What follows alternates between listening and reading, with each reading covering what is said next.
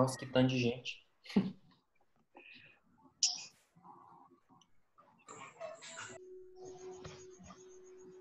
Olá, pessoal. Boa noite. Boa noite. Aqui, Arthur.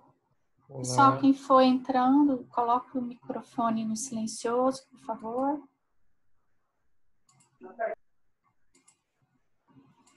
Pronto, Arthur. Tá. Bom, então vamos lá, né? Agradecer a presença do professor Arthur na nossa live de hoje. Só um minutinho aqui. Agradecer a participação de todos vocês também que estão entrando aí na nossa sala.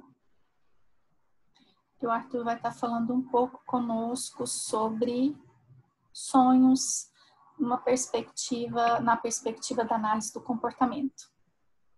Pode começar, Arthur, quando quiser. Tá. Eu ia só dar um ajeitar aqui uma coisa, peraí. Pessoal, então,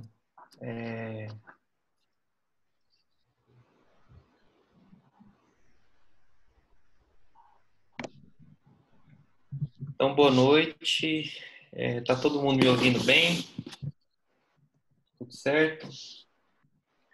Eu queria agradecer vocês, né, pelo convite. Eu estou torcendo muito aí pelo Instituto, espero que dê tudo certo, né? Vocês têm feito um trabalho tão bonito e é uma iniciativa num momento tão difícil também, né? Então, vale aí da minha admiração também por tudo que vocês, Carol, Fernando, Virgínia, têm feito aí para terapia comportamental em Goiânia. Bom, o meu tema é um tema que eu gosto de falar, né? Sempre quando eu tenho oportunidade de apresentar algum trabalho, eu coloco a temática dos sonhos, porque geralmente são pouquíssimas publicações. Eu acho que nos últimos décadas na última década é que os terapeutas comportamentais começaram a se preocupar, né, e analisar os sonhos dos pacientes. E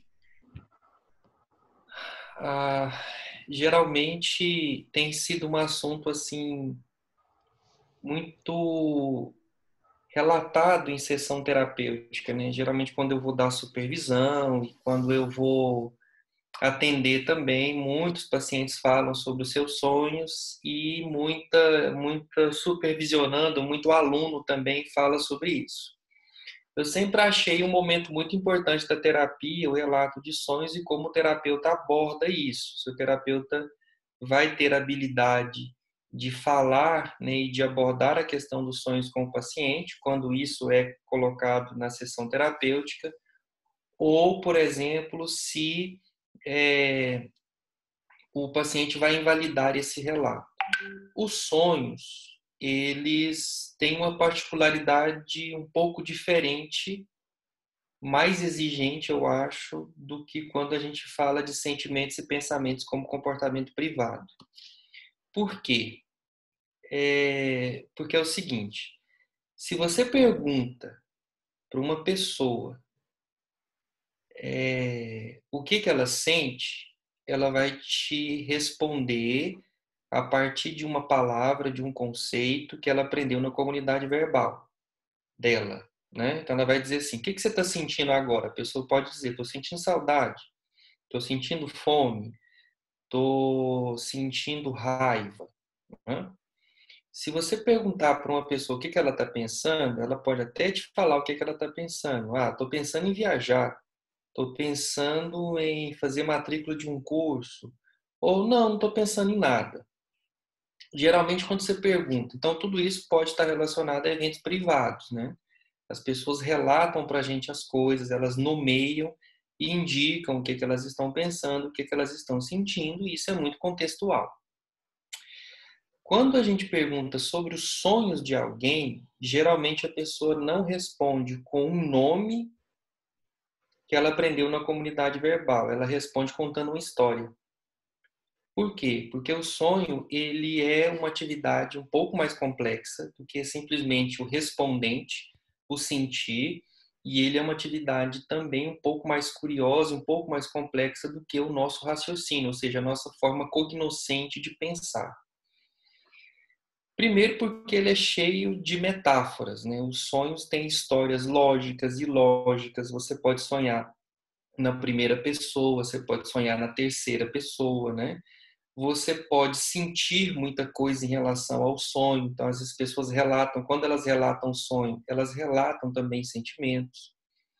Quando o sonho muitas das vezes é um indicativo, né, muito interessante de como que a pessoa ela tem uma habilidade de tatear e entrar em contato com eventos privados.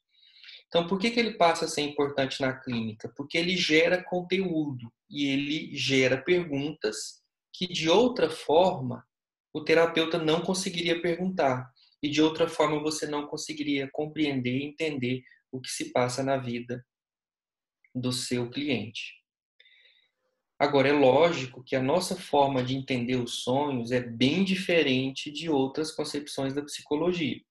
Os sonhos, ele não é um interesse recente, né? A gente nunca pode dizer assim que agora, em função da neurociência, nós estamos, por exemplo, sonhando, abordando mais os sonhos.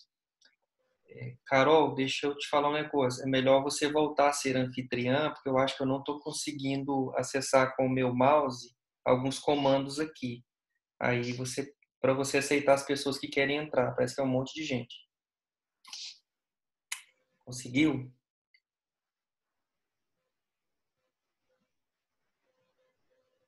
Liga o seu.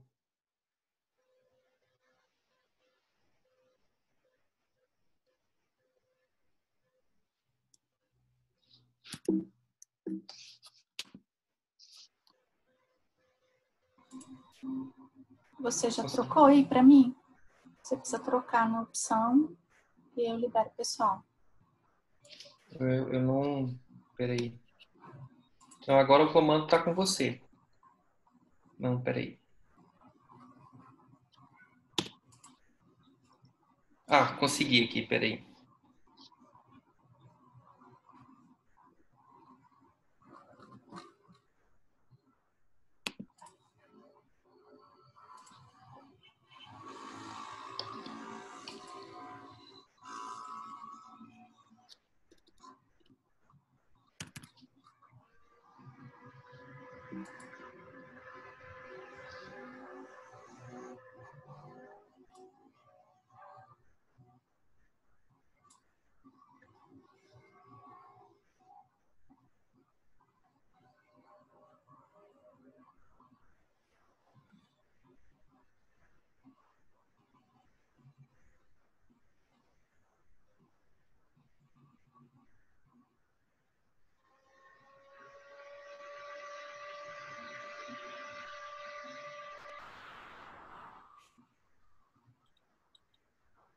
Peraí.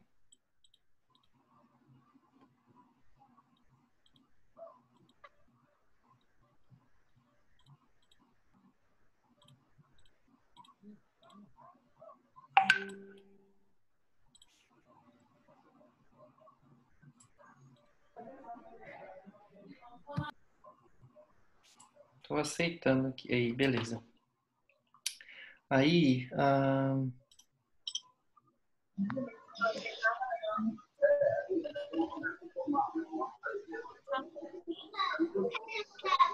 Carol, Sim. agora você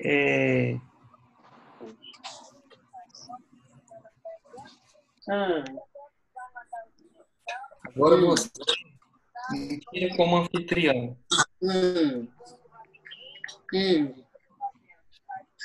Pessoal, desliga o microfone, por favor.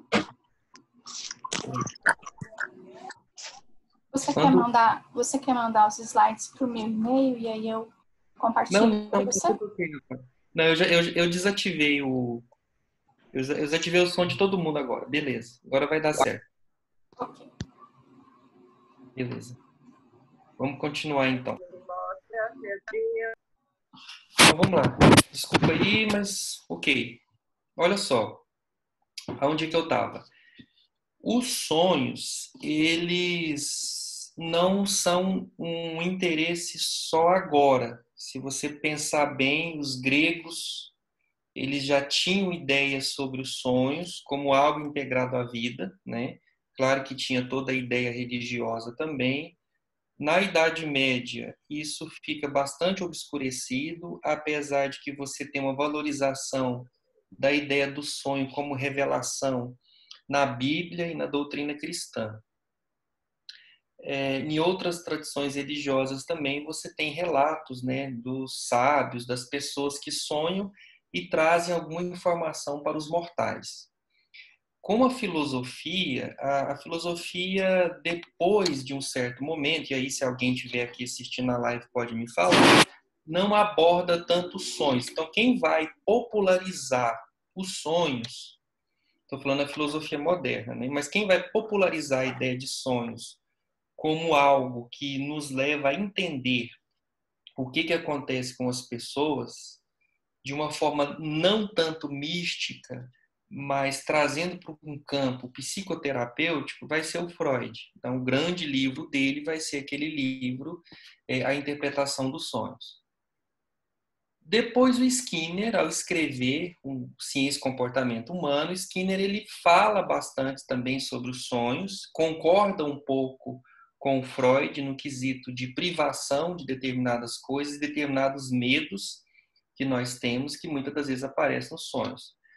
Entretanto, os sonhos dentro de uma perspectiva comportamental, que mais tarde vai influenciar de fato a terapia comportamental, ele tem uma outra perspectiva.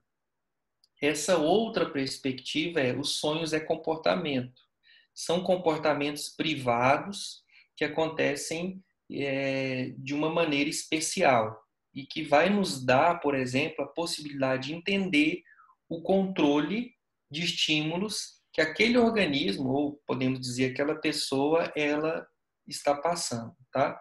Então, olha só, quando eu falo sonhos, a terapia, né, ela é um contexto para que você possa analisar os seus sonhos. Então, desde os primórdios da terapia até hoje, a gente pode dizer que o melhor contexto para você entender os sonhos de alguém ou você entender os seus próprios sonhos é numa terapia. Duas pessoas pensando o que você sonhou. Agora você tem que entender uma coisa importante. Quem está fazendo psicologia. Não existe, por mais que a gente fale sobre isso e por mais que seja um vício de linguagem nossa, não existe análise dos sonhos. O que você analisa, na verdade, é o relato sobre o sonho. Porque nós não temos acesso direto ao que uma outra pessoa sonhou. Você só tem acesso direto e ainda assim bem difícil aos seus próprios sonhos. Então, quando uma pessoa ela apresenta o seu sonhar, ela está relatando. Então, muitas das vezes você está ouvindo o que a pessoa sonhou, comportamento verbal. Você está analisando um relato. Esse relato pode ser rico de detalhes, pode ser pobre. Esse relato pode vir carregado de emoções, né? Esse relato ele pode estar relacionado a muitos esquecimentos, enfim. Mas o importante é que a pessoa ela vai ter uma narrativa sobre o que aconteceu no seu mundo interior, né, nos seus eventos privados. Isso vai ter uma importância muito grande na terapia, exatamente porque muito do que uma pessoa sonha, ela consegue relatar. Por quê? Porque no sonhar nós estamos um pouco desprovidos de um julgamento que se acontecesse, por exemplo, na vida cotidiana, a pessoa, por exemplo, provavelmente sofreria um tipo de punição. Então, isso já é um dado muito interessante. Um outro dado importante é que no relato dos sonhos, você tem, por exemplo, alguns sentimentos associados à história do sonhar, ao sonho em si, aquela história, aquele conteúdo que a gente vai falar conteúdo onírico, né? E aquilo pode caracterizar muito bem a sensibilidade que aquela pessoa tem em relação a determinados estímulos ou determinadas contingências das quais ela está exposta. Então, como eu falei para vocês, os sonhos são comportamentos privados, né? Não tem porquê de você falar que eles vieram de um outro mundo, de uma outra natureza. É tão comportamento como qualquer outra coisa que a gente faz. A diferença entre o sonhar e a vida cotidiana está relacionado à topografia e magnitude. O que é topografia? É forma. Nos sonhos, como é um tipo de imagem e som, você tem um encadeamento de estímulos muito grande, tipo matemático, por exemplo. E a força dele é que ele não move coisas como as nossas ações mecânicas, como, por exemplo, andar e pegar coisas e mover as coisas a partir da nossa força física. Então, ele tem uma forma diferente da realidade e ele tem uma força diferente da realidade. Mas é tão físico como, por exemplo, uma caneta que você está segurando na sua mão. E aí os sonhos, eles estão relacionados, por exemplo, a comportamento perceptivo, que ocorre durante o sono. O que é comportamento perceptivo? No sonho, você vai, de uma certa maneira, perceber imagens, pessoas, coisas que estão muito relacionados a, por exemplo, o seu cotidiano. E ali no sonho você tem uma ideia bem mais pura do controle de estímulos e das contingências que, de uma certa forma, estão influenciando seu comportamento. E aí o que acontece? Na hora que você vai dormir, você vai, de uma certa forma, deixando de ficar sob controle de vários estímulos à sua volta. Por exemplo, barulho, cores, luz, tonalidade, vozes, pessoas, movimento, sensações corporais, cheiro, por exemplo, né? Então tem vários tipos de estímulos, tanto respondentes como operantes, que estão controlando seu comportamento. Na hora que você vai dormir, há um arrefecimento, há um enfraquecimento do contato desses estímulos com seu comportamento. Consequentemente, quando começa a emergir o sonho, esse comportamento do sonhar é considerado um comportamento mais puro. Por isso que ele é importante de ser analisado. Por quê? Porque ele não sofre tanto controle de estímulos como, por exemplo, nós temos aqui na vida acordada, na vida cotidiana. A gente fala na vida de vigília, né? Então, o relato dos sonhos, como eu falei para você, ele é um comportamento verbal, está sob o controle de estímulos verbais e ambientais presentes no momento do relato. Então, quando a pessoa ela vai expressar o que ela sonhou durante a noite ali na terapia ou vai contar para algum amigo, a gente sempre tem que tomar bastante cuidado, porque o que ela está expressando, por mais complexo que seja, ainda assim ela vai ter que falar sobre os sonhos, narrar os sonhos. Ela não está mostrando para você os sonhos de uma forma tão direta como a gente fala, análise dos sonhos, ok? Não sei se está ficando compreensível para vocês, mas meu raciocínio aqui eu vou conseguir encaixar bem, ok? Então, eu estou apresentando para vocês, eu falei até agora, as razões importantes do sonhar. Agora, qual que é a função do sonho? Geralmente as pessoas elas perguntam assim, professor, qual é a função do sonho no processo evolutivo da espécie humana? É muito interessante essa pergunta, porque se você for pensar bem, será que aquelas pessoas que sonhavam mais, elas conseguiriam sobreviver mais aos seus predadores, a vencer doenças ou a problemas que aconteciam no ambiente? Pouco provável. Mas o sonho, ele mostra uma coisa muito interessante, que com certeza isso fez com que a gente pudesse sobreviver e repassar os nossos genes para as próximas espécies. O sonho mostra a sensibilidade que o sistema nervoso tem em função das estimulações que ele tem, sejam estimulações diretas ou por pareamento de estímulo em relação, por exemplo, ao comportamento. Então, por exemplo, quando você sonha, você está mostrando ali a potencialidade do seu sistema nervoso de receber, por exemplo, de ser sensível, por exemplo, ao mundo externo, aos estímulos que, de uma certa maneira, estão ali sob controle estão controlando o nosso comportamento. Arthur, desculpa te interromper, tem algumas pessoas esperando para que você libere.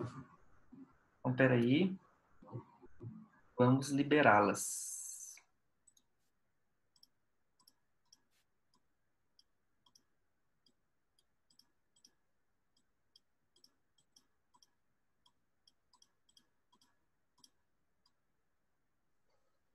Ok.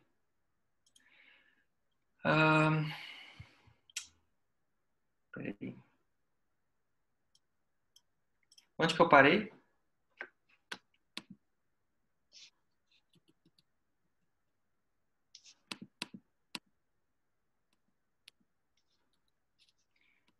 Ok. Então, o que acontece? Sonhar, então, é saudável? É importante? Bom, sim, você está se comportando de alguma maneira. Geralmente as pessoas perguntam assim, e os pesadelos? O que os pesadelos eles significam, né, de uma certa forma?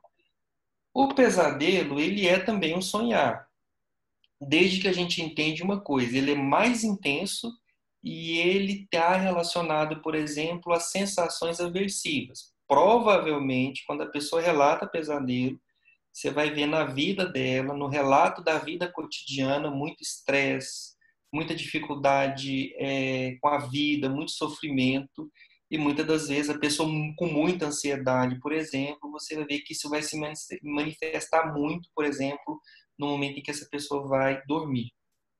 Então, vai se manifestar através do comportamento privado, que é o sonhar, ok? Tá ficando claro o que eu estou falando, assim, estou falando um pouco mais solto, mas vocês podem fazer perguntas sem problemas, tá bom? Então, o relato de eventos privados por parte do cliente são fontes de informação para o terapeuta, identificação de pistas que ajudam na análise funcional. Então, veja bem, um dos resultados, uma das coisas que nós temos para tentar entender o paciente é que ele não chega lá, muitas das vezes, contando a partir de uma análise funcional. Nenhum paciente vai facilitar para você as coisas. Ele chega falando de sentimentos, ele chega falando de pensamentos, ele chega falando do sofrimento dele em si. Quem vai fazer a análise funcional vai ser, de uma certa forma, o terapeuta. Então, muitas das vezes, o que acontece? Quando o paciente ele relata eventos privados, sentimentos, o que ele pensa, as regras dele que vão ser expressas das mais variadas maneiras, topografias, ou quando ele relata o sonho, ele vai te dando pistas, ele vai te dando informações do que pode estar acontecendo nesse cotidiano de vida dele, nessas contingências das quais ele está em contato.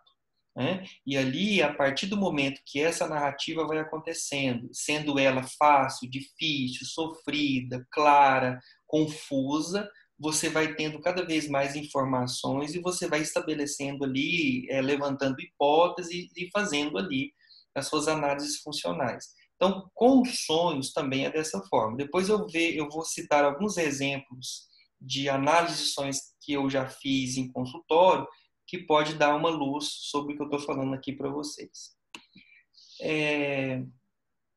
Então, olha só, a terapia comportamental no Brasil, ela tem uma história um pouco diferente, naturalmente, da terapia comportamental norte-americana. Como nós não tivemos uma cultura de estabelecer uma terapia comportamental fora do consultório, como é ou como surgiu a terapia comportamental nos Estados Unidos, que ia até a casa das pessoas, a empresas, hospitais, lugares onde elas trabalhavam, geralmente a nossa prática terapêutica ela ficou mais centrada no consultório. Então, uma das coisas que o terapeuta comportamental ele passou a valorizar muito, além de análises funcionais, foi o relato de eventos privados e tentar instrumentalizar o cliente, tentar ajudar ele a entender esses sentimentos a partir dessas análises funcionais. E tentar ajudá-lo a ele, a partir dessas reflexões e a partir da terapia, ajudar ele, por exemplo, a mudar algumas variáveis no ambiente dele. Isso, de uma certa maneira, deu bastante certo, porque caracteriza uma terapia comportamental assim um pouco brasileira, né? A gente foi se adaptando ao nosso jeito de fazer terapia. E é engraçado essa situação, porque quando as terapias comportamentais de terceira geração chegaram ao Brasil, como a FAP e a ACT, como elas são muito de consultório, não foram... claro que as palavras, o jeito, né, foi uma novidade, mas essencialmente não foi uma novidade para o terapeuta brasileiro, porque de uma certa maneira na década de 80, muitos terapeutas brasileiros já estavam fazendo um pouco algo próximo à FAP-ACT. E aí até tem uma controvérsia, né, que eles ficam meio que enciumados, né, porque com a FAP-ACT, depois a dialética, né, e agora a IBCT e a terapia de ativação comportamental são muito fortes agora, né, gera essa questão, né? Mas nós já estávamos fazendo isso há muito tempo. E essa questão dos sonhos também entra nisso, né? Muitas das vezes o terapeuta brasileiro ele valorizava mais ou menos esses relatos de sonhos, porque é o conteúdo, era o que ele poderia ter, dadas as condições, né, econômicas, culturais que nós temos aqui no Brasil. Provavelmente nos Estados Unidos você pode dar uma volta com o paciente no parque, porque as calçadas, né, os lugares são bem mais seguros. Aqui no Brasil seria muito difícil, talvez, né? Você caminhar com algum paciente seu num parque, tem, por exemplo, o transtorno do pânico com agorafobia, e é difícil você fazer uma terapia comportamental de exposição, né? Então, a gente teve que adaptar o nosso trabalho mais para dentro do consultório. E aí, é claro que surge essa ideia muito interessante de analisar, por exemplo, os eventos privados, de analisar os sonhos, ok? Vamos caminhando aqui. Então, qual que seria a importância genuína dos sonhos para a terapia? Se os sonhos eles são comportamentos que acontecem de uma maneira que o paciente nem sempre tem controle, acontece de uma forma privada. É muito curioso o sonho porque ele vem sempre com uma linguagem metafórica, né? Por que, então, nós vamos negligenciar essa parte, essa particularidade de comportamento do paciente? Não é verdade? Então, o que acontece? Se é comportamento, deve ser analisado, deve ser colocado como análise funcional, deve ser entendido como qualquer outro comportamento importante, não há por que, de uma certa maneira, negligenciar. Alguém com o microfone ligado aí, por favor, preste atenção. Vamos lá. Bom, aí vem a pergunta importante que eu quero passar para vocês. No relato dos sonhos, como o cliente relata aspectos dos seus eventos privados? Tem uma coisa muito importante que pode caracterizar as razões pelas quais uma pessoa sofre, que é ela tem muitas das vezes dificuldade de relatar eventos privados, não aprendeu isso durante a vida, né? Então ela pode vir com um invalidante, eu acho.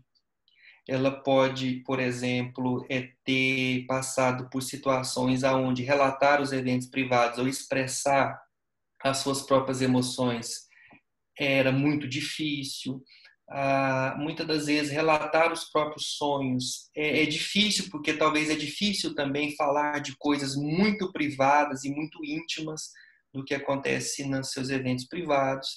Enfim, muitas das vezes a forma com que um paciente ele relata os seus próprios sonhos pode indicar muitas das vezes até habilidades e manejo que ele tem de determinadas situações. Então, muitos pacientes que têm transtornos graves, uma das coisas que a gente logo constata é que eles têm muito tato impuro, né, muita dificuldade em relatar os seus próprios sentimentos, e eles têm muita dificuldade, muitas vezes, de relatar o que acontece no ambiente à sua volta.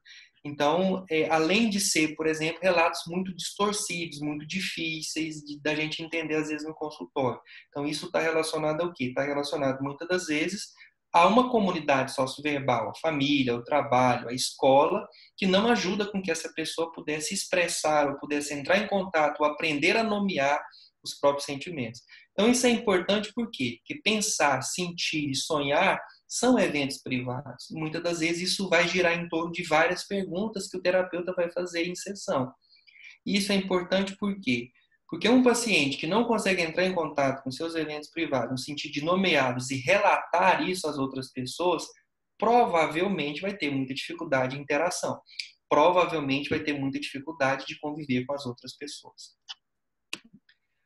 O que a pessoa percebe é resultado de sua história de exposição às contingências. Então, quando eu percebo alguma coisa no meu sonho, é claro que o que eu estou sonhando tem a ver profundamente com a minha história de vida.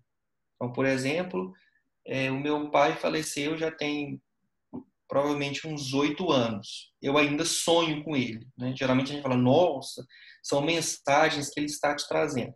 Eu posso interpretar esse sonho da seguinte forma: é privação. Eu moro na mesma casa que ele morava, tenho fotos aqui na minha casa. Minha mãe fala de determinadas histórias dos dois, né? Existem situações das quais eu lembro, né, de coisas que ele fazia aqui em casa. Então, isso tem muito a ver com a minha história de vida, com a minha história de exposição a determinadas contingências específicas inerentes à minha vida. E, obviamente, eu sonhar, ouvir a voz, ver a imagem, né, é muito comum, tá? Então, obviamente, por que eu vou sonhar com meu pai e não outra pessoa que nunca o ouviu, que nunca viu, que nunca teve contato com essa contingência? Exatamente porque eu estou aqui, né? E eu vivi essa história. Então, o que é o sonho? Uma parte significativa da sua história, que aparece de vez em quando, como aparece no seu comportamento verbal ou como nas percepções que você tem. Então, por exemplo, o que é percepção? História de exposição a determinadas contingências. A gente percebe aquilo que é sensível e a partir do momento que a gente aprende alguma coisa. Então, é claro que quando você não dirigia e quando você não tinha habilidades em dirigir, você não percebia tanta coisa no trânsito como você percebe agora. Ou, por exemplo, é muito comum você ver as mulheres que ficam grávidas. Parece que elas começam a ver mulher grávidas em vários outros lugares também. Então, isso é muito comum. Não é que diminuiu ou aumentou o número de mulheres grávidas. É que ela agora está mais sensível a perceber exatamente porque ela está passando por uma contingência como essa. Ok? No sonho também, você vai ter praticamente a mesma coisa. Os sonhos, ele traz dicas sobre a vida do cliente, né? Então, você quer entender a vida dele, os sonhos é um excelente caminho para isso, como ele está vivendo, o que ele está fazendo da própria vida. Então, é interessante, por exemplo, que eu tinha uma paciente ela estava fazendo psicologia e ela é bailarina, então ela, né, apresentava em shows e tal, o balé e aquela coisa.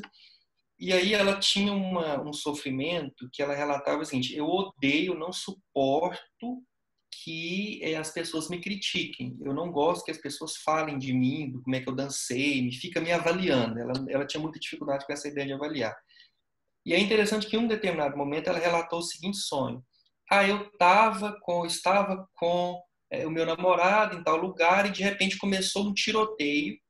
E aí eu comecei a correr e eu percebia que esses tiros eram direcionados a mim. E eu ouvia as balas batendo na parede ou perto do meu ouvido. Eu sabia que as pessoas estavam atirando em mim.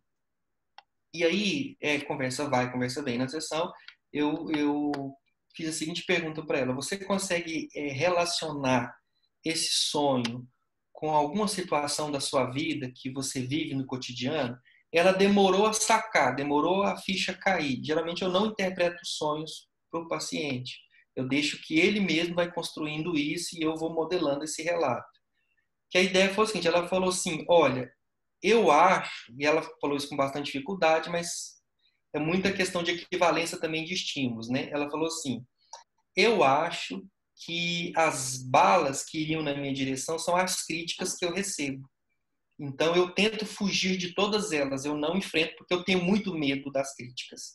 Eu tenho muito medo de ser ferida pelas palavras das pessoas. Ela nunca tinha falado disso dessa forma, ela nunca tinha falado do medo dela, ela nunca tinha falado que ela tinha medo de ser ferida porque as pessoas julgavam, porque as pessoas falavam, né?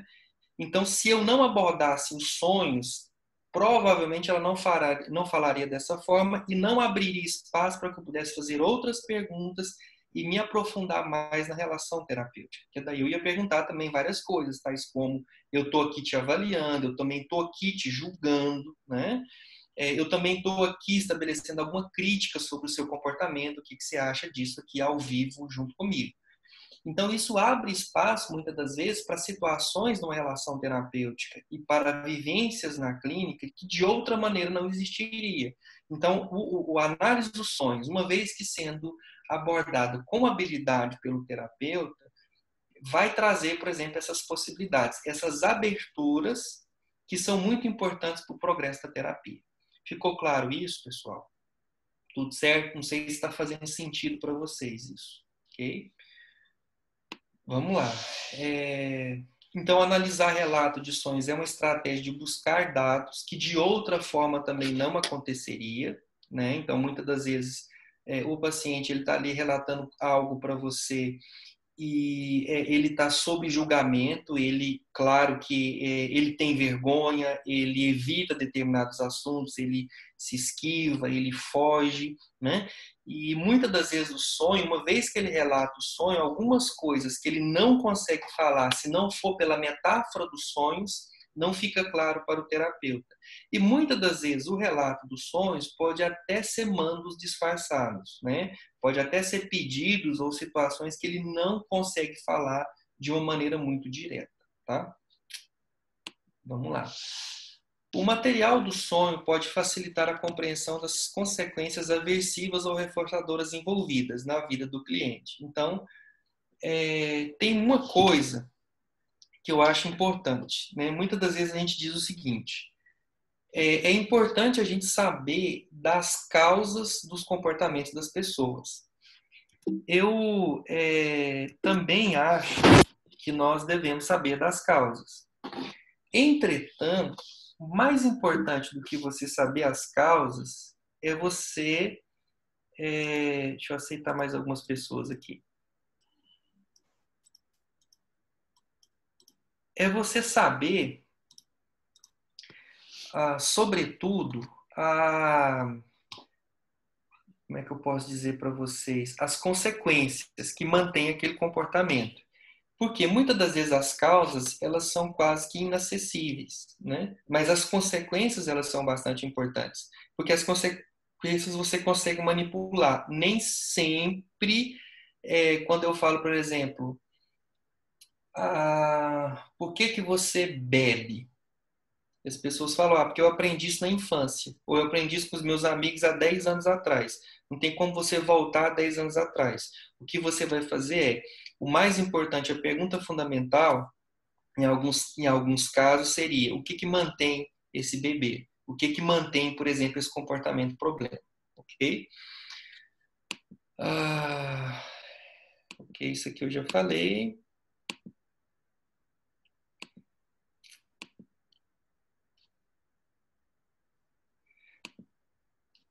Eu só estou com um negócio aqui. Espera aí. Isso. Bom, a partir do relato dos sonhos, você pode também avaliar a relação terapêutica. Tem um artigo sobre FAP que fala sobre isso, acho que é do Callaghan, que diz que a relação terapêutica também pode ser avaliada a partir do relato dos sonhos do paciente. O paciente, muitas das vezes, pode sonhar com o terapeuta. Relatar o sonho pode construir comportamento de esquiva. E aí é interessante porque, como eu falei para vocês, o sonho ele não é uma linguagem direta. Muito do que o paciente ele não falaria para você de forma nenhuma, ele pode falar a partir do relato de um sonho. Então, olha só, se eu relatar isso de forma direta, por exemplo, tenho desejos sexuais pela minha vizinha. Então, o paciente pode imaginar, se eu falar isso para meu terapeuta ou para uma pessoa, posso ser julgado. Uhum. Mas se eu falar a partir de um sonho, geralmente a gente não julga as pessoas pelas quais ela sonhou, pelo conteúdo da qual ela sonhou. Então, muitas das vezes o paciente ele relata um sonho de uma forma mais corajosa e mais tranquila para o terapeuta. Ninguém vai culpar uma pessoa que sonhou que estava traindo, porque foi apenas um comportamento privado, a não ser aquela pessoa ciumenta compulsiva, né? Aí, até no sonho, ela culpa as pessoas, né?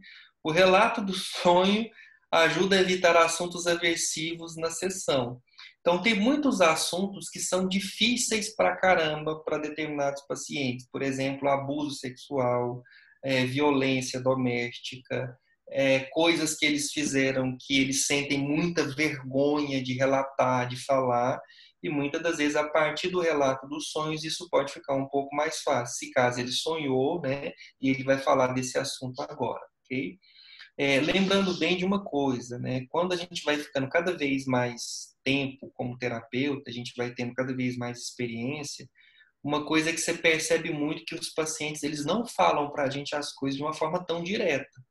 Eles criam metáforas, eles têm uma linguagem bastante indireta para falar as coisas, né? A gente tem que perceber a sutileza desses relatos para a gente entender de fato o que acontece na vida dele. E a análise dos sonhos, ela é um caminho para o autoconhecimento, né? Então, eu entendo muito isso porque para eu me conhecer, eu preciso que alguém me pergunte várias coisas e me ajude a pensar. Então, o autoconhecimento é uma variável social. Como é uma variável social, como é algo que a gente aprende, então eu me conheço a partir do momento em que eu estou em interação com as outras pessoas, e a minha comunidade socioverbal me faz perguntas e ajuda com que eu entenda o meu próprio comportamento, os sonhos também é uma ótima oportunidade para isso, porque a partir dos sonhos, como eu disse para vocês, eu vou ter várias perguntas que eu vou fazer, que eu poderia fazer, né, para o paciente, que vai levá-lo a pensar e a refletir de uma maneira também muito profunda, de uma maneira a partir de um comportamento muito privado, muito profundo, muito íntimo da vida dele, ok? Bom, então as marcas das contingências passadas são nítidas no sonho. O que o professor Vandenberg está dizendo sobre isso? Ele está dizendo que o sonho, a gente poderia dizer que é um comportamento puro, bem real, e é uma contingência que ela não está sob controle de outros estímulos e outras variáveis. Então, analisar sonhos é como se eu estivesse vendo um comportamento de uma forma límpida. Então, os seus medos, as pessoas que são importantes para você, por exemplo, coisas que você... Tem gente que sonha que o sonho não termina, mas na verdade você acorda no meio da história, né? Tudo aquilo que é sensível à sua história de vida vai aparecer no sonho. Por isso que ele é importante de ser trazido para a sessão terapêutica. Visto que sua influência sobre o comportamento perceptivo e as ações é mais evidente. Então, olha só, o que você percebe nos sonhos? Então, aqui vem, eu demorei tudo isso para falar exatamente isso agora. O que você vai perceber nos sonhos? Aquilo que é de muito importante na sua vida.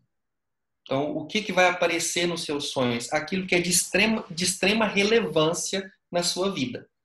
Ou naquele momento da sua vida, tá? Então, as suas carências, as suas faltas, os seus medos, os seus prazeres, as suas satisfações, as suas alegrias, as suas ânsias, personagens nesse sonho, como você está no sonho em primeira, em segunda pessoa, em primeira, em terceira pessoa, como que você, o que foi, como é que foi essa história no sonho, né?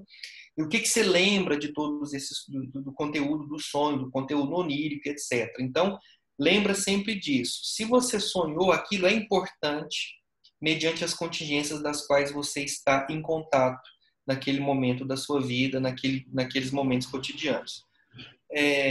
E aí ele vai dizer, né, as influências externas, elas são reduzidas. Se as influências externas, elas são reduzidas, nós vamos entender, então, o sonho vai ser um comportamento muito puro, né, muito claro, para que a gente possa analisar, então, as contingências inerentes à sua vida. Então, olha só, a estratégia de análise dos sonhos. Como é que eu vou fazer isso? Primeiro, você é terapeuta comportamental. Então, você não vai analisar sonho do nada. Eu sentei aqui na mesa de bar com meu amigo, vou falar para ele me contar um sonho, eu já estou... Primeiro, a gente não faz interpretação dos sonhos de forma convencional. Quem faz é o paciente, porque a história é dele. Você facilita o relato e vai fazendo perguntas, tá? Então, você não interpreta o sonho de uma forma direta. Eu lembro que uma vez eu conversei com a professora Mali Delite, ela fez a seguinte pergunta para mim: quem é que interpreta os sonhos? É o terapeuta ou o paciente? Aí eu falei, né, ingenuamente, falei, é o terapeuta, né? Ela falou assim, não, mas como é que você interpreta o sonho dele? O sonho dele é ensiocrático, é relacionado à história singular da vida dele. Você não interpreta os sonhos dele, você facilita ele a entender aquele sonho a partir das suas perguntas. Uma vez que você interpreta o sonho para ele, você está impedindo com que ele amplie repertório de comportamentos, de se entender. Então, você faz perguntas e ele vai, de uma certa maneira, entendendo o que está acontecendo. Falei, então é uma estratégia dos terapeutas comportamentais. Só que para você fazer isso, eu quero que vocês lembrem bem disso. Não existe nenhuma possibilidade de você interpretar os sonhos de uma forma responsável, facilitar esse entendimento dos sonhos, se você não tem minuciosamente a história de vida do cliente. Então, primeiro você tem que ter bem a história de vida dele, entender bem as contingências das quais ele está exposto, entender bem a vida dele, o jeito dele, a comunidade verbal que ele frequenta, etc, etc, para que você possa entender qual é o sentido daquele sonho. Daí sim vai fazer sentido. Então, sonho não é entendido assim de uma forma aleatória. Eu só posso entender aquele sonho dentro do contexto de vida daquela pessoa. Então, sonhar é contexto. Ok. Então, tá. Então, uma das estratégias de análise dos sonhos é interação com o terapeuta. Então, essa interação reforçadora, amorosa, assertiva, etc., terapêutica, ela vai gerar muitos sentimentos, muitos pensamentos, inclusive sonhos. Esses sonhos podem ser colocados também na relação terapêutica. Por exemplo, o que você sonhou, você relatou seu sonho, etc. O que você acha que esse sonho tem a ver com a terapia? Então, é uma pergunta que a gente sempre faz. Quando você quer trazer essa vivência para a relação terapêutica, né? O que esse sonho tem a ver com a nossa sessão passada? O que esse sonho tem a ver com as instruções que eu te dou? O que esse sonho tem a ver, essa história do sonhar tem a ver com sentimentos que você relata e expressa aqui comigo, ok? Bom, então essas são as perguntas importantes do terapeuta. O que o sonho tem a ver com a sua vida? Então, essa é a pergunta que muitas das vezes a gente faz. Porque muitas das vezes a pessoa sonha, você pega lá faz uma interpretação dos sonhos do paciente, pega seu charuto e vai fumar. Não é assim, né? Então, por exemplo, uma vez que a pessoa sonha, a pergunta é essa, né? Ou seja, você está tentando prover aquele paciente de autoconhecimento e você está tentando ampliar repertório. Se você está tentando ampliar repertório, a ideia é essa agora. O que esse sonho tem a ver com a sua vida? Deixa ele falar. Uma vez que ele vai tentar falar, mesmo com dificuldade, vai te trazer dados sobre determinadas situações. Durante o sonho, o que você fez e sentiu? Né? Então, se eu estou falando de comportamento operante, a pessoa também faz coisas no sonho. E nesses sonhos também há consequências. Então, você está ali, de uma certa maneira, também ali fazendo análises funcionais. E é interessante, porque o sonho tem a ver com o sistema límbico, tem a ver com determinadas regiões do cérebro que estão ativando ali as nossas emoções. Então, uma questão muito interessante é essa, né? O que você fez e o que você sentiu no sonho, ok? Então, relatar sentimentos a partir de um relato de sonho torna a sessão terapêutica muito profunda, porque eu estou falando ali realmente de eventos privados, de sonhar, de sentir e de pensar. Como você interpreta ou compreende o conteúdo do seu sonho? Então, aqui você vai ver relato dos mais variados possíveis, mas o interessante é você dar esse poder de palavra para o paciente. Como você interpreta os seus próprios sonhos? Como você entende o que aconteceu com você naquela noite que você sonhou tal coisa? Tá? Então, isso é muito importante também, por quê? Porque, pelo menos na terapia comportamental que eu aprendi, está muito relacionado às terapias contextuais, a gente não atropela o paciente com as nossas análises funcionais e as nossas interpretações, né? Eu sei, eu já vou dizendo para você o que está acontecendo. Muitas das vezes a gente coloca esse paciente para se comportar mesmo, para narrar, para falar, para interpretar, para relatar sentimentos, e ali, com um jeito ou outro, a gente vai gerando perguntas, modelando comportamentos, fazendo alguma exposição e ajudando ele a lidar com aquelas situações da vida. Então, o que acontece muitas das vezes? Você pedir para que o próprio paciente interprete os sonhos é uma forma de você ajudá-lo, por exemplo, a entender o que se passa com o seu próprio comportamento privado. E não só isso, né? A gente não pode simplesmente fazer uma terapia só olhando para sentimentos e pensamentos, só olhando para dentro. A gente não olha para dentro, a gente olha para relações que estão acontecendo. Tanto é que essa ideia de objetivo e subjetivo não tem tanto sentido assim na ideia behaviorista radical. A ideia é entender que é um comportamento, a diferença não é de natureza. Comportamento privado, ele tem uma dificuldade de acessibilidade e eu tenho que entender todo esse comportamento, seja ele público ou privado, dentro de interações que essa pessoa estabelece com o mundo. Bom, então o surgimento de emoções fortes pelo relato dos sonhos é bastante frequente. Então é claro que os sonhos vão ser uma ótima oportunidade da pessoa estar falando da sua própria vida.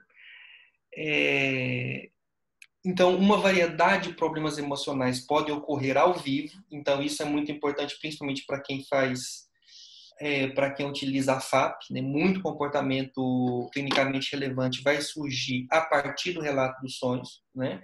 E a partir dessa narrativa dos sonhos, na presença do terapeuta.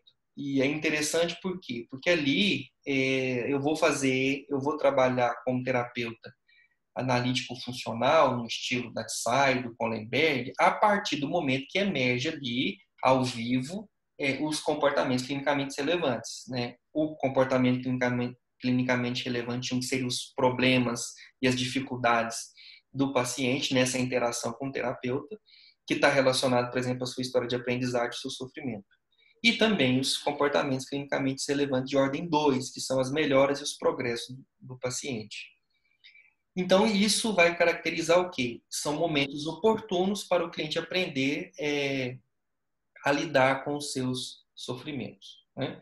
Então, o que eu estou dizendo para vocês? Que a análise dos sonhos, ela é um caminho. Ela não é o único caminho, ela é um dos caminhos que nós podemos ter nessa ideia de fazer terapia e abordar, por exemplo, a temática dos eventos privados. Pessoal, agora eu fico aberto a perguntas de vocês.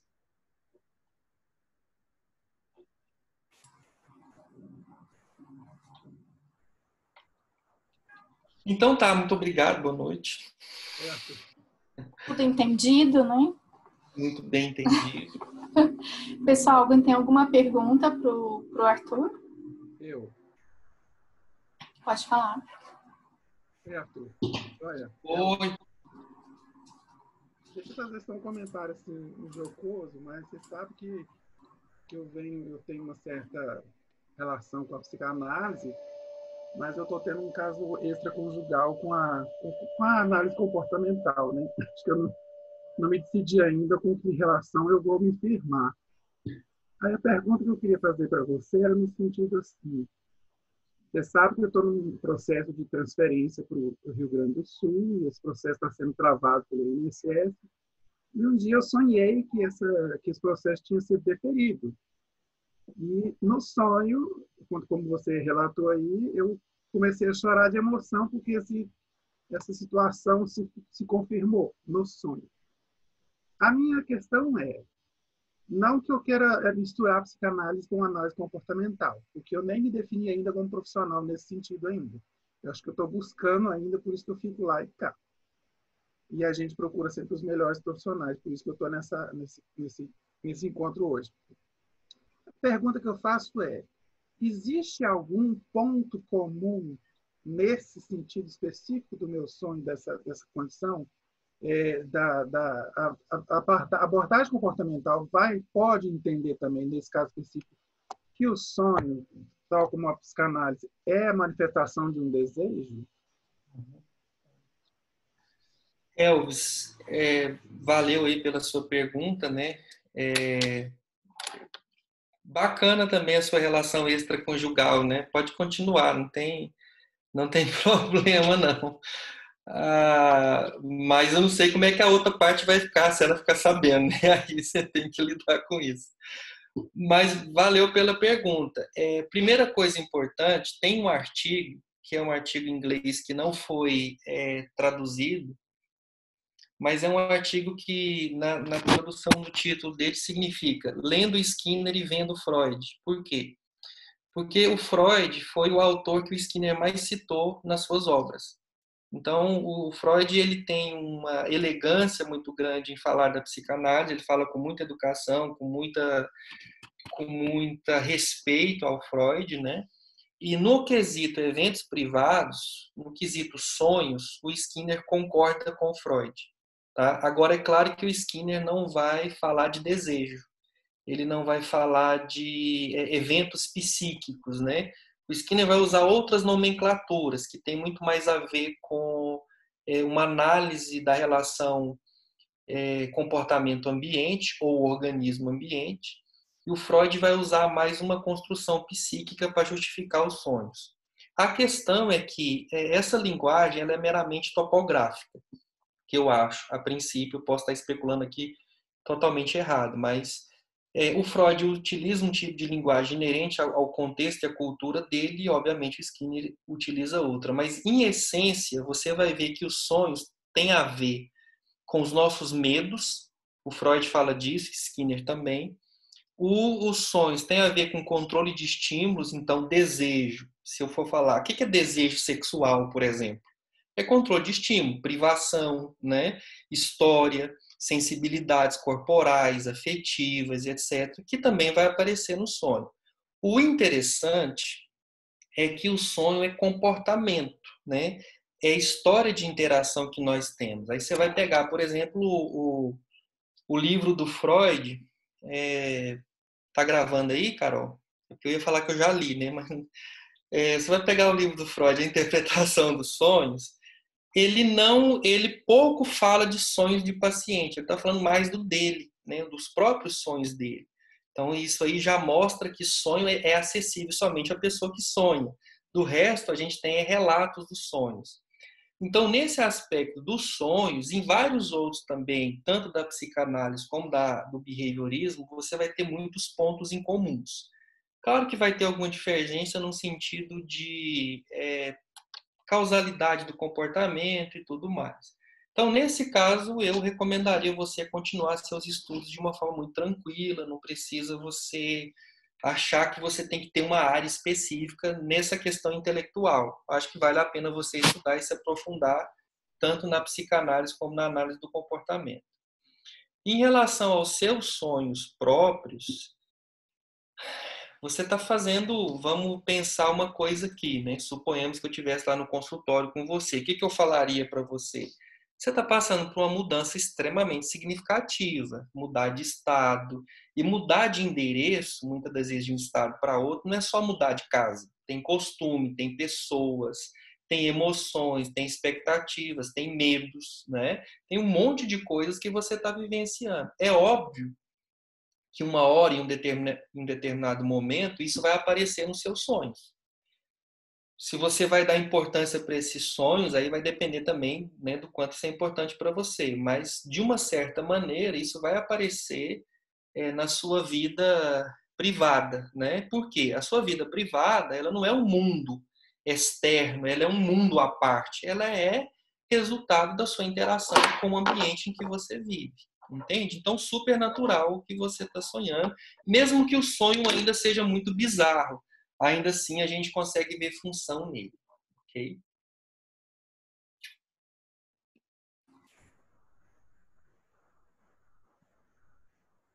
Professor Arthur, eu já ouvi uma fala assim, restos diurnos. Da onde que sai isso? Oi? restos diurnos. Você já ouviu falar disso? Se eu li ou se eu ouvi, eu não estou lembrado, né? Restos diurnos deve ser, não sei, né? Deve ser os sonhos, né? Deve ser alguma coisa que restou, né, da vida cotidiana e que vai aparecer na vida ali na hora dos seus sonhos, por exemplo, né? Mas eu não gostaria dessa palavra resto, não. O sonho ele é muito importante, ele é muito complexo, né? Essa linguagem, Sheila, ela é do Jung porque tem umas diferenças. O Jung já faz umas diferenciações em relação aos sonhos, né? Quando você compara com Freud. Eu me lembro de ter visto, não sei se restos diurnos, mas algumas classificações em Jung, mas como tem tempo, né? Eu não vou lembrar assim direitinho se essa terminologia é especificamente da análise de sonhos dele. Tá, joia. Obrigada, Carol. Vale a pena dar uma olhada no Jung. Agora, o problema do Jung é que a gente não estuda ele, pelo menos eu não estudei ele na minha graduação. Não tive aula de psicologia junguiana. Mas o Jung, eu li assim, muito tempo, assim, sozinho aqui em casa, com a porta do quarto bem trancada. O que acontece? Eu li às vezes, e aí você tem uma ideia muito de simbologias que aparecem no sonho, né? Tem a questão do inconsciente coletivo, que você sonha coisas que estão relacionadas a culturas passadas, que ainda estão relacionadas à natureza humana profunda e etc, né? Então, a análise dos sonhos do Freud vem mais pelo desejo afetivo sexual.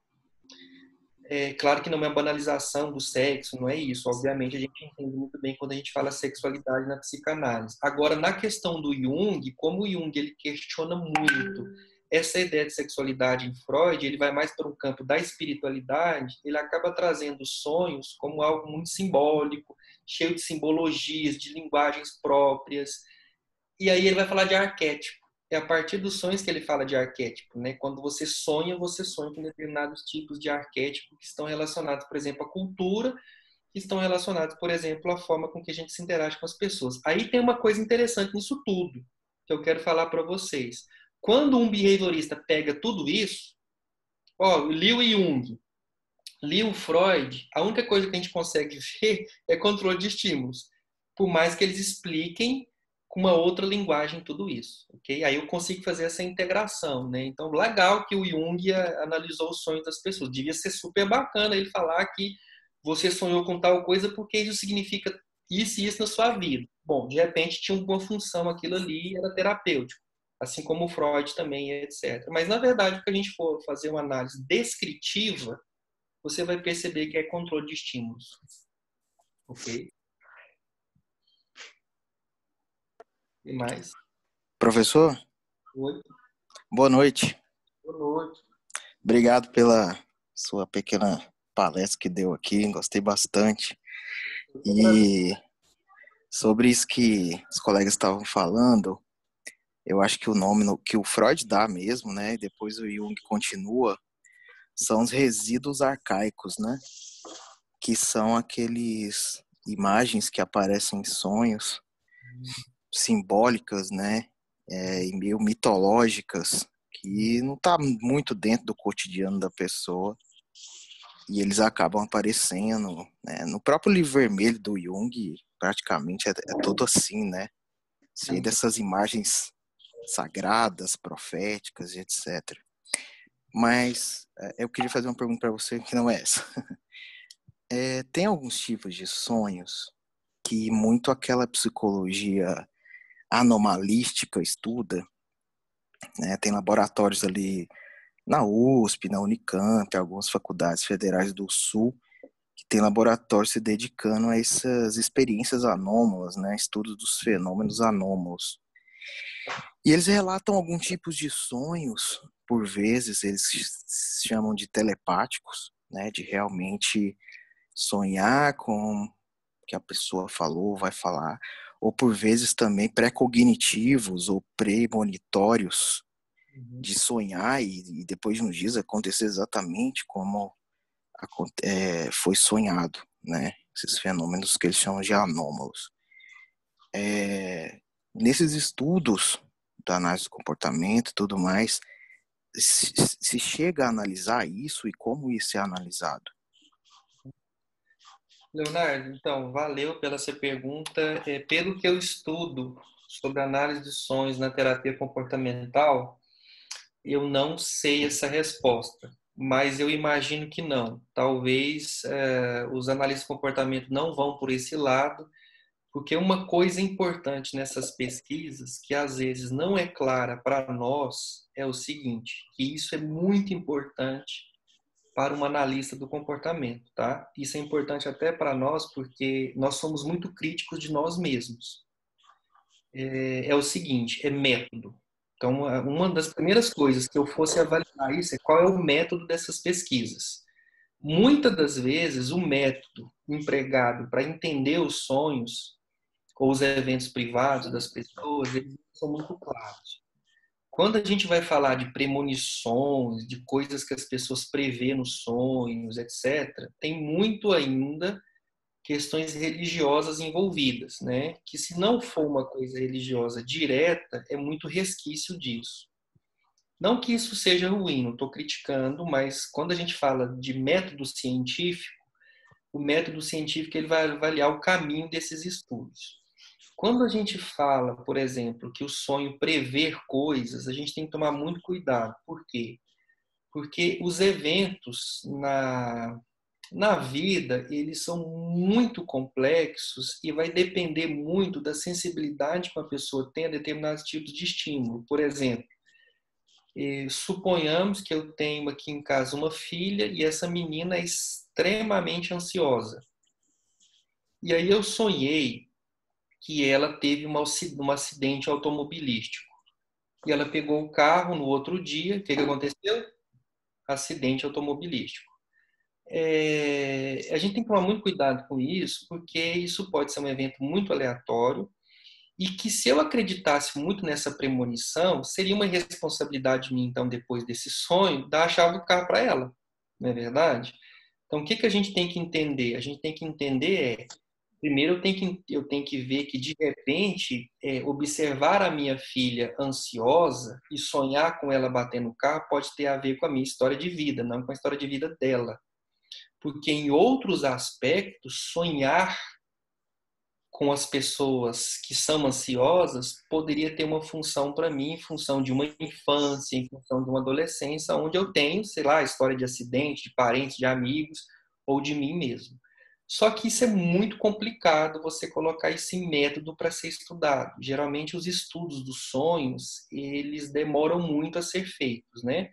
Então, assim, validando a sua pergunta, eu vou passar para vocês uma tarefa de casa, que é para fazer. Se não fizer, vocês vão ter sonhos estilo Fred Krueger comigo. É para vocês traduzirem esse livro aqui, ó. Tá? Esse livro chama... eu gosto muito dele, de um autor chamado Don Hoff. Tá?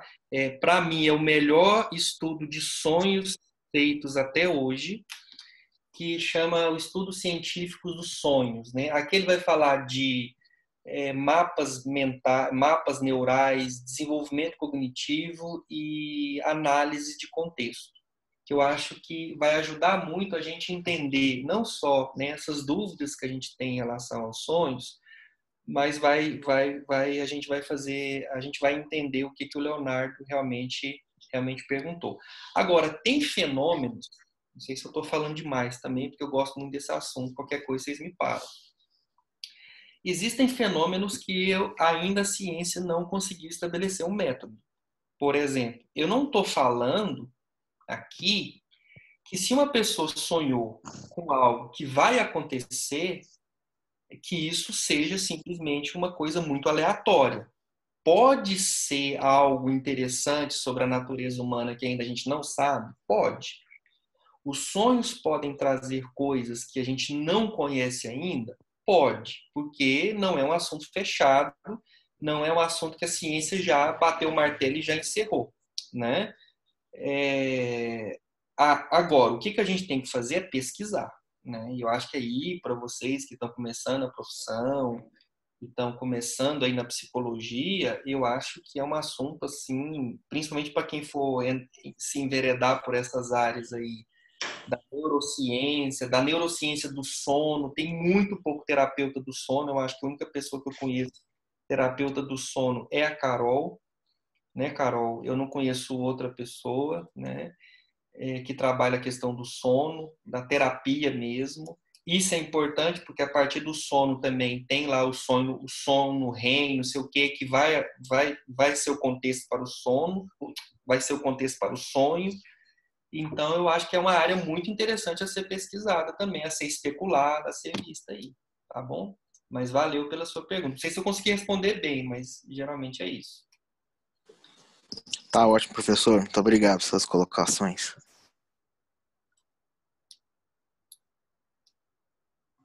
Essa questão que o colega levantou, eu acho bastante interessante por conta da questão de comportamento supersticioso. Você acha que teria, por exemplo, alguma forma de eu sonho uma parada, aí acontece, né, de ocasionalmente o sonho meio que se tornar uma realidade, e esse comportamento meu de achar que o meu sonho é uma previsão do futuro ou alguma coisa assim, ele é reforçado. E também quando a gente pensa numa visão molar do comportamento, né? A gente também tem essa questão de, entre o reforço e a atividade e a resposta, muitas coisas acontecem e são reforçadas também. Comportamentos que não estão sendo selecionados, né? Aí, o que você tem assim a dizer sobre isso? Achei muito legal a sua palestra. Obrigada. Primeiro que os sonhos ele é um contexto muito mesmo para comportamento supersticioso. Se bem que a gente tem que tomar cuidado com esse conceito de comportamento supersticioso, porque ele está sofrendo modificações, né? Não sei se vocês sabiam disso. Mas tudo bem, vamos entrar nessas questões conceituais, porque eu acho que quem sabe debater questões conceituais é aqueles terapeutas que têm 30 anos de profissão. Eu comecei ontem. No comportamento supersticioso, Louise, ele é como é que eu posso dizer? Um prato cheio. Porque, na verdade, o que acontece? Se a gente for fazer uma análise molecular, por exemplo, de um indivíduo, ele sonhou, aconteceu, ele fica sob controle daquilo. Então eu sonhei, aconteceu, então eu adivinho coisas. Então, se eu sonhar, a probabilidade de acontecer é alta ou vai acontecer. Ele fica sob controle daquilo e ficar sob controle dessa impressão ou dessa percepção pode durar muito tempo, como é característica de comportamento supersticioso. Quando a gente vai falar comportamento supersticioso estendido no tempo, que seria uma análise molar, eu levaria isso muito relacionado, por exemplo, à nossa cultura. A nossa cultura judaico-cristã, ela valoriza muito o mistério, ela valoriza muito coisas extraordinárias e ela valoriza eventos em que poucas pessoas têm acesso, mas que pessoas especiais possam ter. Então, por exemplo, eu sonhei com a Virgem Maria e eu relato isso para minha comunidade. Eu me torno uma pessoa importante ali, tem um reforço social em relação a isso. E esses relatos de sonho, ou até esses sonhos mesmo, eu não sei se vocês já tiveram sonhos religiosos, eu já tive vários, aqui é pura santidade, né? Então você tem, aí você vai e relata para as pessoas, você acaba tendo um reforço direto disso, né?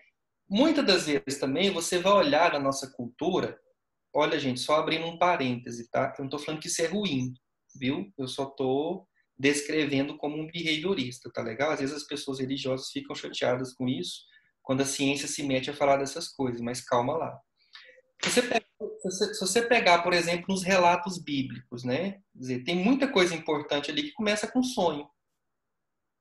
E aí uma revelação, aquela coisa toda. Então isso fermenta no nosso imaginário que o sonho é uma coisa que prevê, que avisa, que é um contato com outro mundo além desse, né? Que a gente sonha com pessoas que já morreu, porque essas pessoas estão comunicando com a gente e tudo.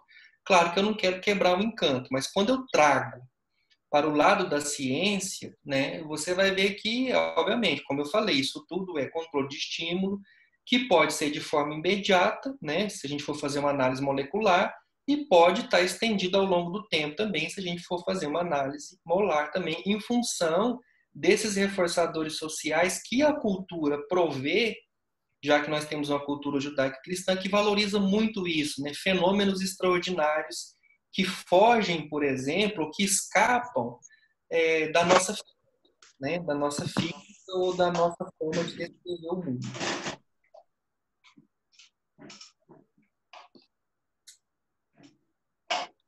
Mas, José Newton. Bem, Arthur. Tem alguém. Beleza. Arthur, eu fiz aqui escrevi algo, uma pergunta. Eu até entendi quando você estava fazendo a sua exposição. Eu tive uma compreensão disso, mas eu queria trabalhar um pouquinho mais nisso aqui. Aproveitar você, viu, Arthur Pitanga? Foi muito bom. Beleza. No caso de um cliente que, ao relatar o seu sonho com a ajuda do terapeuta, ele pode chegar à discriminação de certas contingências que, sem o sonho, poderiam demorar mais tempo para ocorrer. Na prática, você já teve esse exemplo? Já atendeu alguém? José Newton, quando eu falo isso, é quando você tem a ideia de que o relato dos sonhos ele está sendo bem aproveitado para o desenvolvimento daquela terapia, para o progresso do cliente. Agora, o relato dos sonhos, o relato em si, pode ser também uma forma de fuga e esquiva do paciente. Então, como eu falei para vocês, primeiro a gente tem que ter uma história de vida dele, quanto mais profunda, mais detalhada, melhor, para a gente poder fazer essa relação. Se cabe naquela terapia, aquela análise de sonhos. Se cabe isso. Geralmente, 90% das vezes, pelo menos na minha experiência, cabe muito. Agora, a análise dos sonhos ela não pode ser alienante. Por exemplo, eu fico lá avaliando sonhos, analisando sonhos, e eu não relaciono isso com contingências ou com a interação que ele tem com o ambiente. Se não levar ele a entender essas relações, de pouco vale a análise de sonhos. Ela fica ali muito no conteúdo e na topografia, e não numa análise funcional de fato. Entende?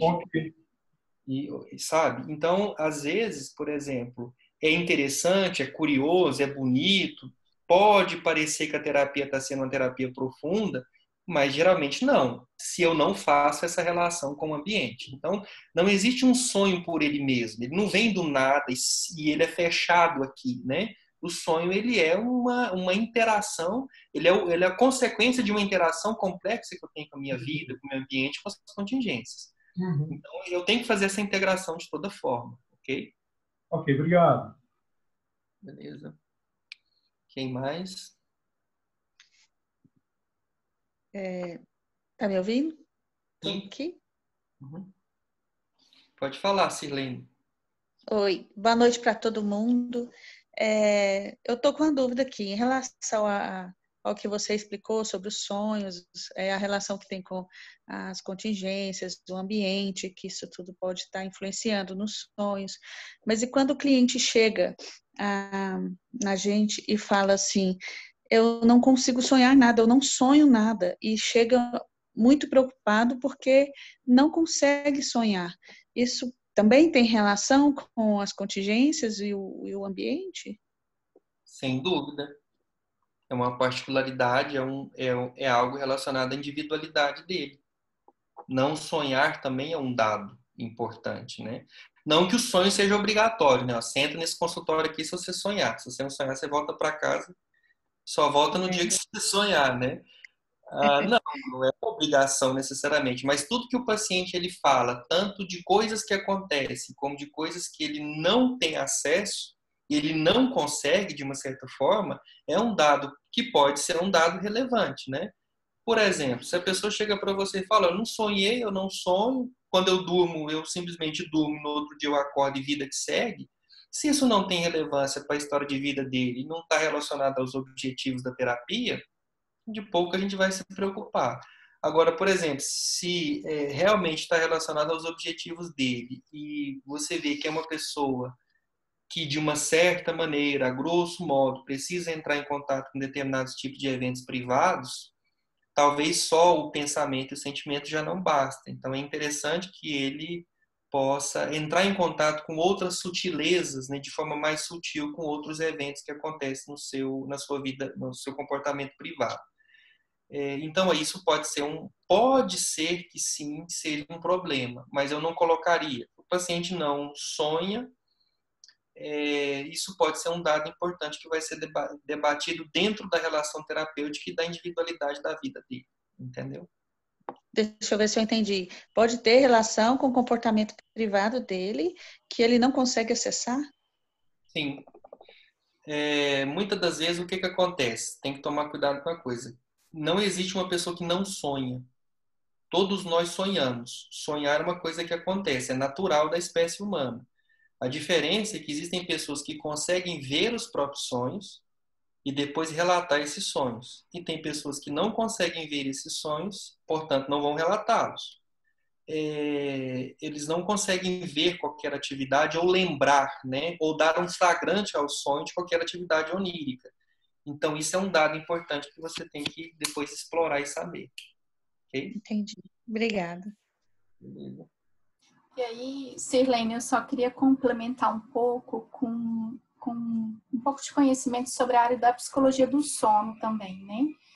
Tem isso que o Arthur colocou, que eu acho que é muito relevante em relação à história, aquilo que a pessoa está vivenciando no momento, mas alguns fatores também podem ter relação com o fato da pessoa não estar sonhando ou até de ter muitos pesadelos. Às vezes tem pacientes que chegam relatando muitos pesadelos. A gente precisa também tirar alguns fatores biológicos, orgânicos que podem estar afetando. Algumas medicações, por exemplo, alguns antidepressivos, eles podem gerar, até antipsicóticos também, podem aumentar o número de pesadelos do paciente. Alguns antidepressivos também podem inibir os sonhos. Não se sabe explicar bem ao certo como que essas coisas acontecem. São pesquisas que ainda estão sendo feitas para tentar desvendar um pouco a área dos sonhos, né? Que é uma área que ainda a gente precisa muito mais de respostas, a gente tem muito mais perguntas do que certezas. Então, esses fatores, eles precisam ser levados em consideração. Tem um outro ponto também que tem a ver com os estágios do sono. Dependendo do estágio, da arquitetura do sono do paciente, dependendo se ele não faz todos os estágios que são considerados normais, né, para o ser humano, pode ser que, por exemplo, ele fique muito em N1 e N2, mais em N2, né, porque N1 é aquela soneca, aquela sonolênciazinha. Ele fica mais em N2 do que em N3, por exemplo. Ou ele quase não faz REM, ele não fica o tempo suficiente em cada estágio específico do sono. Isso também pode ter um impacto direto na capacidade de sonhar, porque se a minha arquitetura do sono está alterada, se eu não consigo ter um sono mais profundo, pode ser que isso me impeça de ter alguns sonhos. Isso também não significa que só quem entra no sono profundo, que é o N3 ou o sono REM, que tenha sonhos.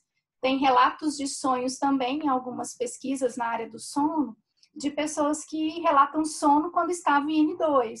Então, eu estou ali, a pessoa está dormindo, eu estou monitorando todo o sono dela por aparelhos, né, da polissonografia, e quando em algum momento eu acordo essa pessoa. Acordo essa pessoa lá quando ela está em N2 e pergunto para ela, você estava sonhando com alguma coisa? A maior parte dos pacientes diz que não. Não sonhei com nada. Mas há alguns pacientes, alguns participantes das pesquisas nessa área de sonhos, que relatam sonhos no estágio de N2, mas é muito mais frequente o paciente relatar, o participante relatar isso em N3 e em sono REM. Então, esses fatores também precisam ser considerados, e é como eu disse, a gente ainda tem muito mais perguntas do que respostas. Essas perguntas precisam ser, claro, respondidas empiricamente.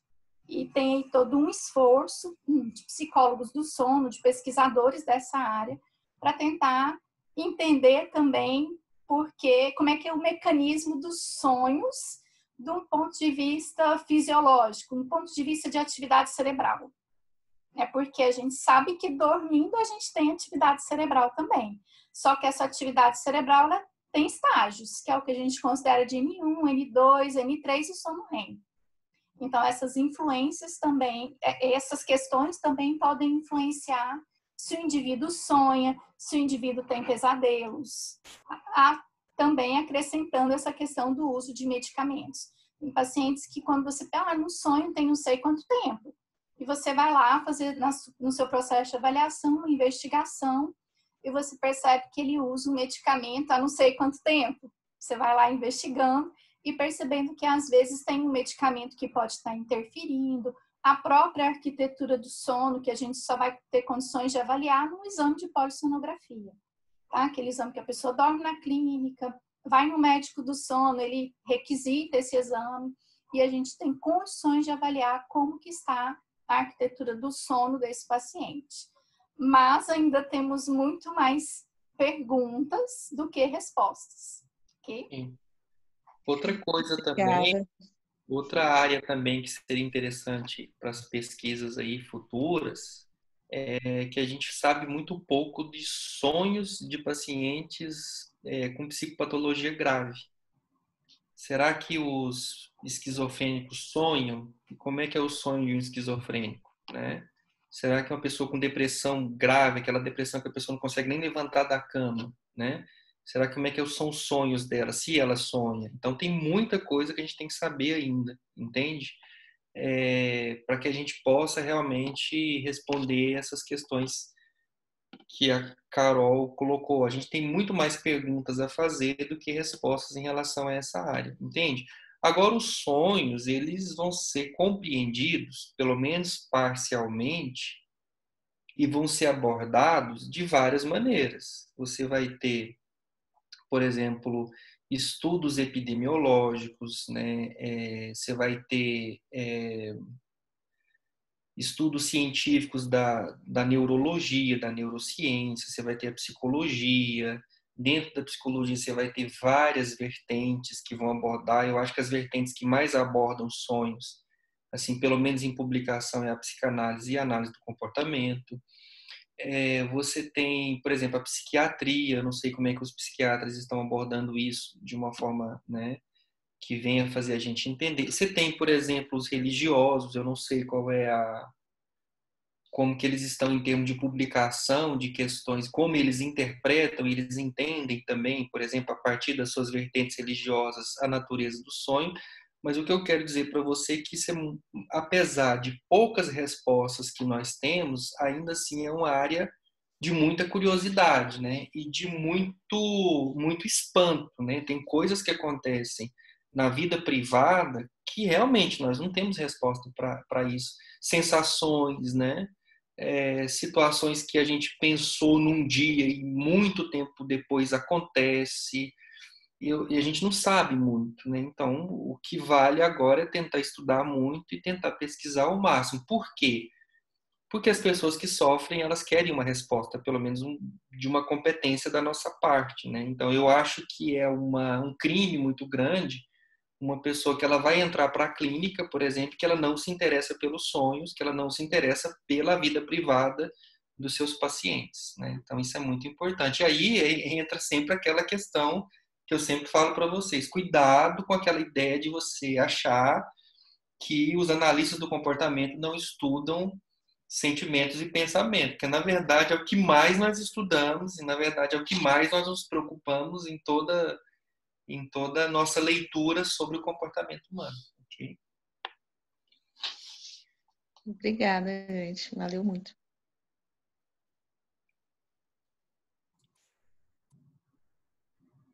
mais perguntas, pessoal? O Fernando. Ativa o som, Fernando. Isso. Inalda Prados está levantando a mão. Eu acho que ela quer fazer alguma pergunta. Tá.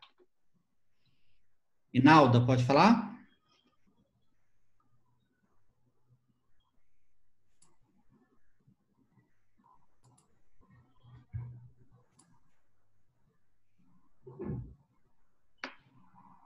Inalda, pode falar.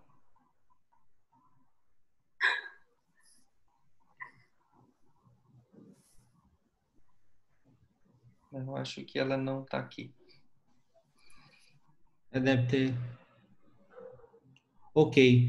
Queria agradecer, professor Arthur, pela presença, pela paciência aí e pela colaboração e compreensão que você tem aí pela análise do comportamento. Agradecer a professora Virgínia, a professora Carol e todos os presentes que estão aqui.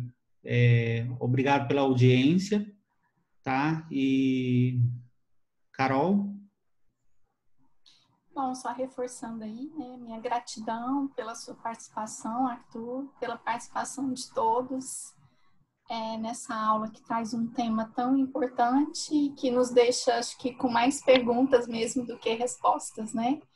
Gratidão mesmo por você estar sempre muito disponível, né? Aos meus convites e gratidão mesmo pela sua colaboração. Foi de grande valia para todos nós. Muito obrigado. Eu que agradeço mais uma vez poder colaborar com vocês. Foi uma colaboração simples, né?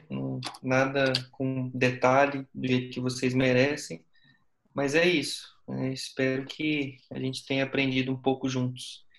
E aí pode contar comigo. Estou torcendo bastante aí pelo instituto de vocês. Espero que dê tudo certo, que vocês possam realmente fazer um trabalho. Quer dizer, já vem fazendo um trabalho muito bonito em Goiânia, né? Espero que vocês continuem aí nessa jornada que eu sei que não é fácil, ainda mais nos tempos de hoje de pandemia.